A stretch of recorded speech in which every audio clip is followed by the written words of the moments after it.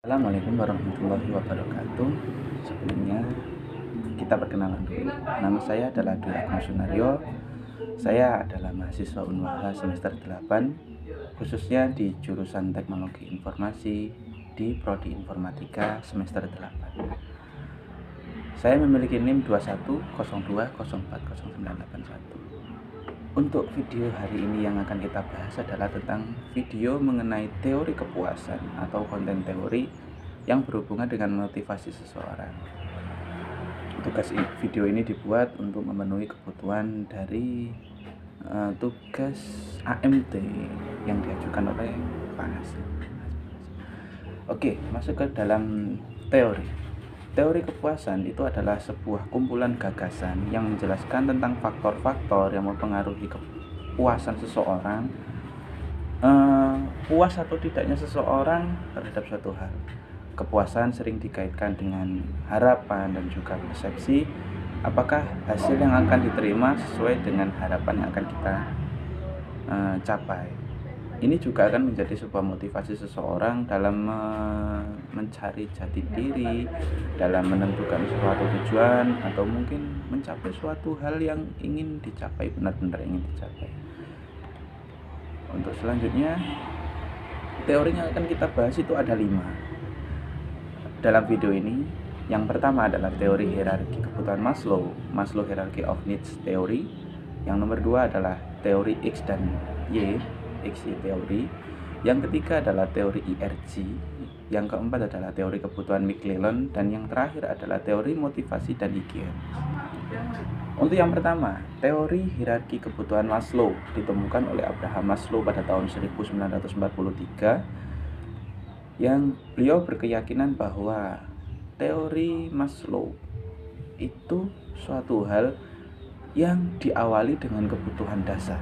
Jadi jika kebutuhan dasar mereka tidak terpenuhi, maka kebutuhan yang lebih di atasnya lagi tidak akan terpenuhi juga. Dalam teori Maslow itu ada 5 pondasi dasar. Yang pertama adalah fisiologis, kebutuhan dasar manusia seperti makan, minum, tidur, udara, tempat tinggal dan juga pakaian dan lain sebagainya yang fisiologis kepada manusia. Untuk yang kedua adalah keamanan. Faktor keamanan adalah kebutuhan yang akan terpenuhi jika fisiologisnya sudah terpenuhi. Manusia akan merasa aman dalam fisik dan mentalitas apabila mereka sudah tercukupi makan, tercukupi minumnya, tidurnya, tempat tinggal dan juga pakaiannya, maka akan terpenuhi kebutuhan keamanannya. Begitu juga dengan faktor yang ketiga, yaitu sosial. Kebutuhan menjalin hubungan dengan manusia yang lain, entah itu berkeluarga, persahabatan, atau mungkin sosial dan komunitas lain yang ingin mereka capai. Namun kembali lagi, jika kebutuhan dasar pangan dan juga papannya tadi belum terpenuhi dan merasa dirinya belum aman, maka sosialnya juga tidak akan terpenuhi.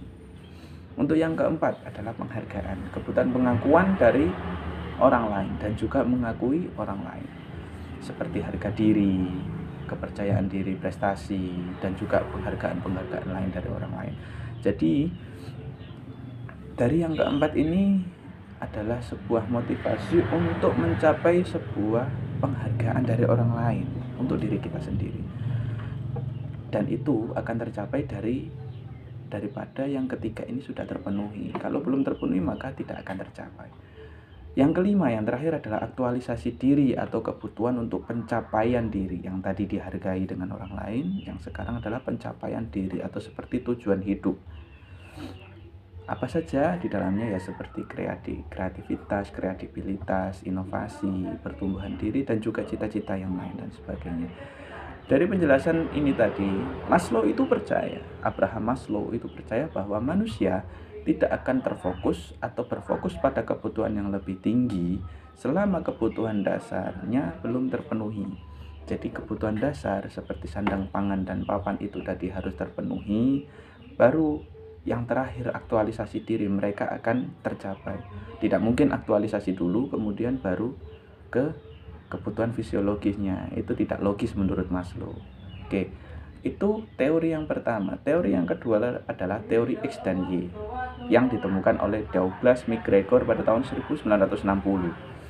Dalam teori ini menjelaskan bahwa uh, faktor X itu dikaitkan dengan faktor negatif, dan faktor Y adalah faktor yang bersifat positif. Intinya dalam teori ini adalah teori timbal balik. Apabila faktor ini itu rata-rata digunakan untuk karyawan. Jadi untuk mengukur ketika karyawan ini masuk ke dalam perusahaan, dia itu termasuk besar faktor X-nya atau besar faktor Y-nya gitu. McGregor tidak pernah bilang bahwa teori satu dan yang lain itu lebih baik, melainkan ingin menunjukkan bahwa cara kita memandang orang akan mempengaruhi cara kita memimpin. Kalau kita percaya orang lain bisa berkembang, biasanya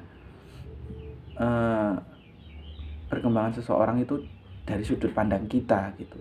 Dan teori Y biasanya hasilnya lebih positif. Oke. Penjelasannya adalah ada beberapa aspek.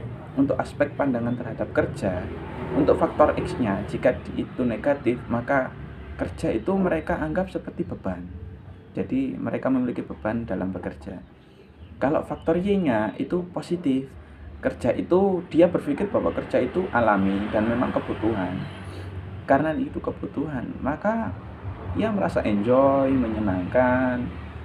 Kehidupannya itu tidak terasa terbebani oleh kerja itu sendiri. Kemudian gaya kepemimpinan, aspek gaya kepemimpinan. Jika karyawan itu otoriter, maka sikap yang dikeluarkan adalah pengawasan yang begitu ketat kepada orang lain, seolah-olah persaingan itu terasa berat. Kalau faktor X-nya itu otoriter, maka faktor Y-nya adalah demokratis. Dia itu memberikan kepercayaan dan mau diberikan kepercayaan. Kemudian kembali ke kebutuhan bersama, demokratis. Itu tadi faktor aspek gaya kepemimpinan. Untuk aspek selanjutnya adalah motivasi utama. Motivasi utama dalam bekerja itu kalau di faktor X itu adalah gaji dan juga ancaman. Jadi negatifnya itu ya orientasinya hanya gaji dan tidak ada ingin mengembangkan diri. Justru sebaliknya pada faktor Y, ingin berusaha mengembangkan diri dan kepuasan batin. Jadi kerja itu seolah-olah bukan untuk mencari gaji atau mencari hal-hal yang lain, namun untuk berusaha mengembangkan diri menjadi lebih baik, berusaha untuk memberikan kepuasan batin supaya diri kita tidak tertekan. Dan aspek yang terakhir adalah cara mengelola tim. Kita bekerja dalam sebuah lingkup kerja pabrik atau dan lain sebagainya, tentu kita akan bekerja tim. Dalam mengelola tim, faktor X dari karyawan itu adalah dia merasa terkontrol dan dipaksa. Itu logis, namun itu faktor negatif ya. Kita memang dikontrol, tapi kan kita juga sadar dengan SOP dan lain sebagainya. Jadi kita tidak perlu dikontrol kalau memang kita sudah menjalankan SOP dengan baik. Dan kita juga tidak akan dipaksa jika kerja kita juga bagus.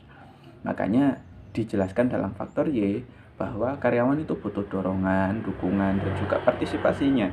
Kalau kita partisipasi dengan tim itu baik, maka kita akan mendapatkan dorongan batin juga yang baik.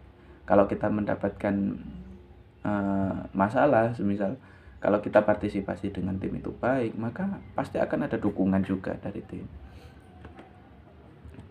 Untuk yang selanjutnya adalah teori IRG yang ditemukan oleh Clayton Enderfer. Teori ini menjelaskan bahwa seseorang tidak akan bisa memenuhi kebutuhan di tingkat lebih tinggi pertumbuhan, dan dia bisa kembali memfokuskan diri kebutuhan yang lebih rendah. Misalnya dia ingin mencapai kebutuhan yang tinggi dulu, tidak apa-apa, tapi jika dia ingin memfokuskan kepada yang rendah, dia bisa kembali ke kebutuhan yang rendah. Misalnya hubungan sosial atau eksistensi. Membuat IRG lebih realistis karena orang tidak selalu berkembang secara linear, bisa melalui banyak linear.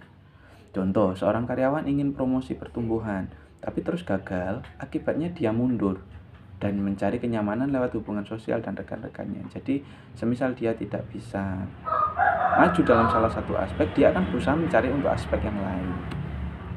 Perbedaan dengan teori Maslow, aspek dalam teori Maslow itu ada 5 tingkatan tadi.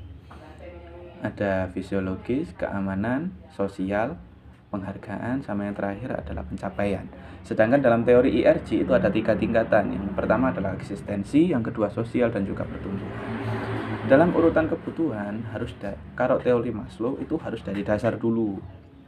Jika kebutuhan dasar sudah terpenuhi, maka step by step akan naik ke kebutuhan yang lebih tinggi lagi.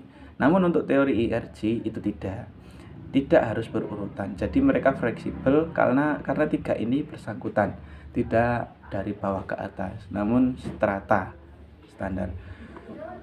Dan aspek yang jika satu kebutuhan tidak terpenuhi, jika dalam teori Maslow, maka tidak akan naik ke tingkat yang lebih atas lagi. Berbanding terbalik dengan IRG, bisa kembali ke kebutuhan yang lebih rendah, frustration and regression. Jadi itu tidak akan mempengaruhi step by stepnya. Namun tetap ada step by step, cuman tidak ada tingkatan untuk naik ke atas atau turun ke bawah. Itu tadi teori IRG. Kemudian yang keempat adalah teori kebutuhan McClelland yang ditemukan oleh David McClelland pada tahun 1961. Dalam teori kebutuhan McClelland dikembangkan oleh David McClelland pada tahun 1961 menyatakan bahwa motivasi seseorang dalam bekerja dipengaruhi oleh 3 kebutuhan utama, sama seperti yang sebelumnya ya, teori IRG. Dan setiap individu memiliki kebutuhan yang berbeda-beda. Jadi McClelland ini percaya bahwa setiap individu itu memiliki kebutuhan yang berbeda-beda. Yang pertama adalah need for achievement ya. Need for achievement. Kebutuhan untuk prestasi. Jadi dia akan mengejar prestasi. Yang kedua adalah need for affiliation, atau mungkin kebutuhan afiliasi dengan sosial dan lain sebagainya. Yang ketiga adalah need for power. Jadi kebutuhan kekuasaan atau pengaruh dia di lingkungan masyarakat. Dari ketiga penjelasan ini tadi, McClelland itu percaya bahwa seseorang bisa memiliki kombinasi ketiganya, tapi biasanya satu kebutuhan lebih dominan. Dari ketiga tadi prestasi, kemudian ada sosial, dan juga yang terakhir itu apa tadi? Yang terakhir adalah kekuatan. Pasti ada salah satu yang lebih dominan dari ketiga ini tadi. Untuk yang teori yang terakhir itu adalah teori motivasi dan Huygens oleh Friedrich Herzberg pada tahun 1959. Pada teori ini menjelaskan bahwa ada motivasi dan juga ada Huygens. Motivasi adalah meningkatkan kepuasan kerja dan mendorong seseorang untuk bekerja yang lebih baik. Sedangkan Huygens, jika tidak ada motivasi, maka tidak akan menimbulkan kepuasan. Jadi untuk motivasi, kita membuat contoh. Misal ada karyawan bekerja di pabrik, maka dia butuh prestasi, butuh achievement. Yang kedua pengakuan, recognition. Kemudian yang ketiga adalah pekerjaan yang menantang dan bermakna. Itu akan memberikan motivasi dia untuk bekerja lebih baik lagi, bekerja lebih keras lagi, dan experience lebih banyak lagi. Kemudian tanggung jawab dan kesempatan untuk berkembang dan promosi. Jika motivasi ini terpenuhi, maka dia akan mendapatkan motivasi lebih tinggi. Sedangkan di pihak Huygens, jika tidak membuat karyawan termotivasi, maka akan menimbulkan ketidakpuasan. Contoh, jika kita bekerja di pabrik tadi, tidak ada gaji dan tunjangan, maka motivasi kita tidak akan, ya kita bekerja tapi kita tidak akan merasakan puas karena kita tidak merasakan jerih payah kita. Yang kedua adalah kebijakan perusahaan. Meskipun ini bisa menjadi pro kontra, tapi kebijakan perusahaan itu akan memberikan kepuasan bahwa kita itu diatur secara logis, tidak semena-mena oleh pihak pabrik, dan juga kita bekerja tidak semena-mena atas diri kita sendiri. Kemudian adalah hubungan dengan atasan dan rekan kerja. Jika ini tidak terpenuhi, maka relasi kita akan terasa susah dan juga komunikasi kita tidak akan terbentuk dengan baik. Yang keempat adalah keamanan kerja. Meskipun kita bekerja dengan prestasi, pengakuan, serta menantang dan lain sebagainya, keamanan kerja itu tetap nomor 1 karena kita di situ adalah ya seperti sebuah kebutuhan yang tidak akan tertulis. Siapa sih yang mau mengalami kecelakaan kerja? Tentu saja tidak. Dan yang terakhir adalah kondisi kerja yang nyaman. Ini semua, saya rasa semua ya, kalau mau bekerja ya harus dalam kondisi kerja yang nyaman supaya kerjanya juga optimal, hasilnya juga maksimal. dan itu tadi sedikit penjelasan mengenai beberapa teori yang ada pada bab motivasi. Jadi untuk kedepannya kita akan mempelajari kelima teori ini supaya itu bisa kita ambil hikmahnya atau kita bisa ambil pelajarannya untuk diri kita, untuk diri saya sendiri tentunya, dan juga untuk teman-teman yang melihat video ini supaya terbantu. Thanks for watching. Salam dari saya. Assalamualaikum warahmatullahi wabarakatuh. Oke, assalamualaikum warahmatullahi wabarakatuh. Kembali lagi bersama saya Dwi Agung Sunaryo pada video kali ini. Di video ini kita akan menjelaskan tentang teori proses yang berhubungan dengan proses seseorang untuk mencapai sebuah motivasi. Jadi untuk teori proses itu ada 4 teori. Ada yang namanya teori harapan, kemudian teori penentuan tujuan, kemudian teori penguatan, dan juga teori keadilan. Sebelum masuk ke dalam teori, sebelumnya kita, bagi yang belum pernah melihat video saya, kita perkenalan dulu. Perkenalkan, nama saya Dwi Agung Sunaryo.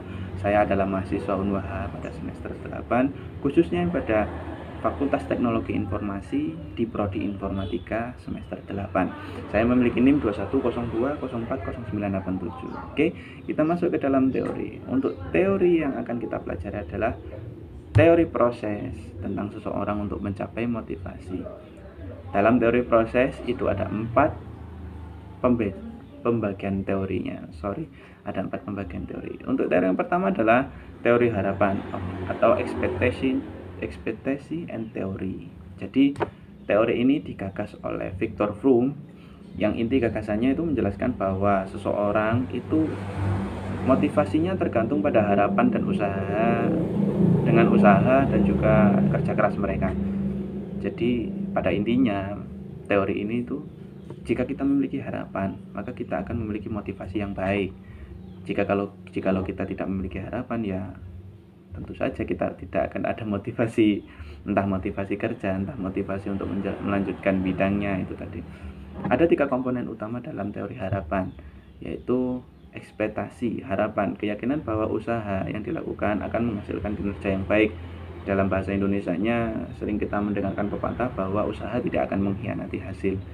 Kalau kita memang ada usaha, maka tidak akan mengkhianati hasil.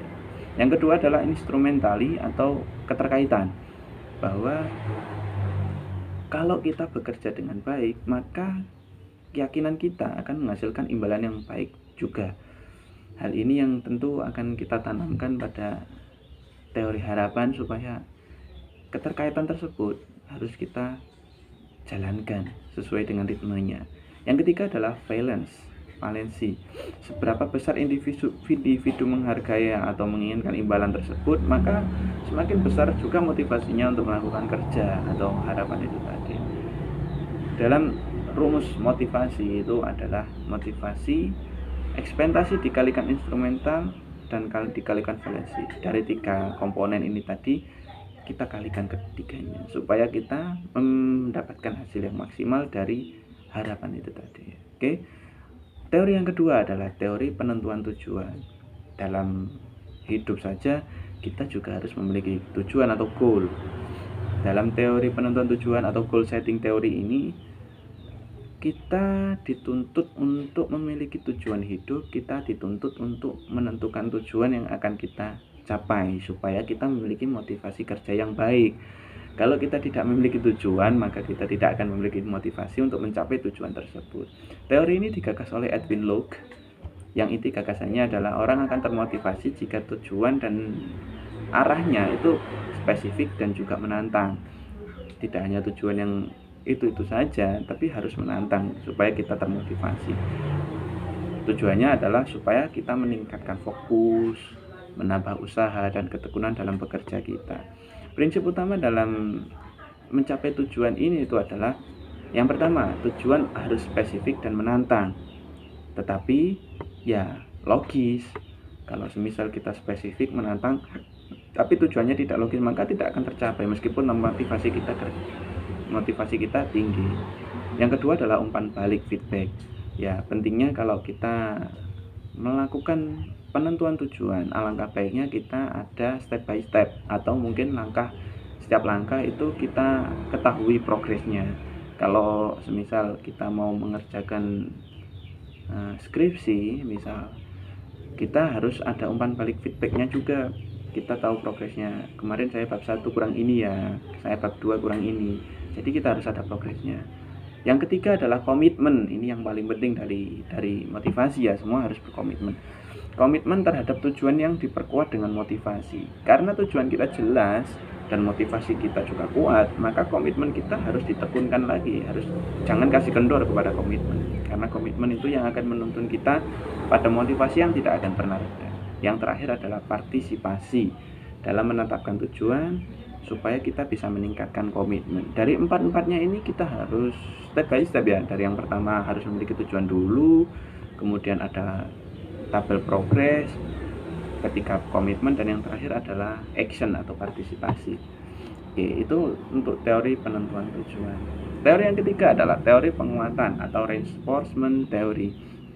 Teori ini menjelaskan bahwa perilaku seseorang dipengaruhi oleh konsekuensi yang ia lakukan.